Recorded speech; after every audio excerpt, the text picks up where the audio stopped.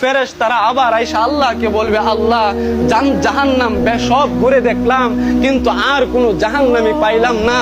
তখন আল্লাহ তাআলা বলবেন, ও আমার ফেরেশতারা শোনো শোনো শোনো, এই জাহান্নামের মধ্যে এমনও জাহান্নামী আছে যারা কোটি কোটি বছর ধরে সেই জাহান্নামে পুড়তে পুড়তে তাদের শরীরটা চায়ের মতো হয়ে গেছে, এদেরকে আর চোখ দ্বারা দেখা সম্ভব না।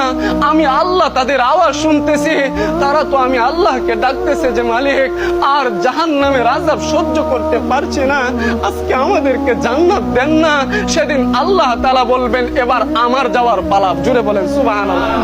এরপর আল্লাহ তাআলা গিয়া জাহান্নামীর সামনে গিয়া বলবে, ও জাহান্নামী আজকে তুমি কি চাও? যখন আল্লাহর এই গায়বী আওয়াজ শুনবে, আওয়াজ শোনার সাথে সাথে ওই যে উর হয়ে পড়ে আছে জাহান্নামী, সেই জাহান্নামী বলবে, মালিক আজকে জাহান্নামের আগুনে পুড়তে পুড়তে আমার আর ভালো লাগতেছে না, আল্লাহ আমাকে আজকে আপনি একটা আবদার পূরণ করেন না, আমি আর আপনার কাছে কিছুই চাইবো না। তখন আল্লাহ তাআলা বলবেন, আজকে তুমি কি চাও বলো? তখন সেই জাহান্নামী বলবে, আল্লাহ আমার চেহারাটা জাহান্নামের দিকে ফিরানো, আমাকে যদি একবার শুধু সেই জাহান্নামের দিক থেকে আমার মুখটা ফিরায়া জান্নাতের দিকে ফিরায়া দেন, আমি আর কিছুই চাইবো না। তখন আল্লাহ তাআলা বলবেন, এটা দেওয়ার পরে তুমি কি আরো কিছু চাইবা? সেদিন বলবে, আল্লাহ আর কিছুই চাইবো না। যখন আল্লাহ বলবেন, ঠিক আছে তোমার চেহারাটা আমি জাহান্নামের দিক থেকে ফিরাইয়া দিলাম, যখন জাহান্নামের দিক থেকে ফিরাইয়া দিবে, যখন জাহান্নামের দিক থেকে মুখটা ফিরানোর পরে জান্নাতের দৃশ্যগুলো দেখবে, তখন আল্লাহকে আবার বলবে, মালিক আপনি যায়েন না, আপনি আমার আরেকটা আবদার রক্ষা করেন না। বলে কি? বলে, আল্লাহ আপনি যদি আমাকে এই জাহান্নামের তলদেশ থেকে তুলে আমাকে জাহান্নামের পারে নিয়ে বসায় দেন, এরপর আমি আর আপনার কাছে কিছুই চাইবো না।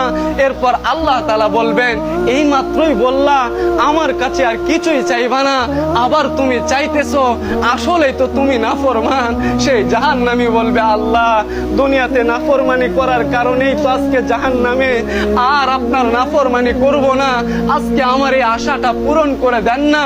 তখন আল্লাহ তাআলা বলবেন, ঠিক আছে তোমাকে জাহান্নামের সেই পারের মধ্যে বসায় দিলাম। সুবহানাল্লাহ।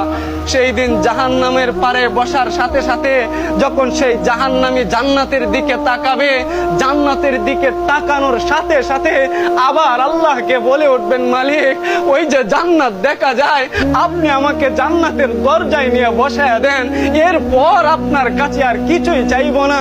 এই কথা বলার পরে আল্লাহ তাআলা আবার তার দিকে তাকাইবেন এবং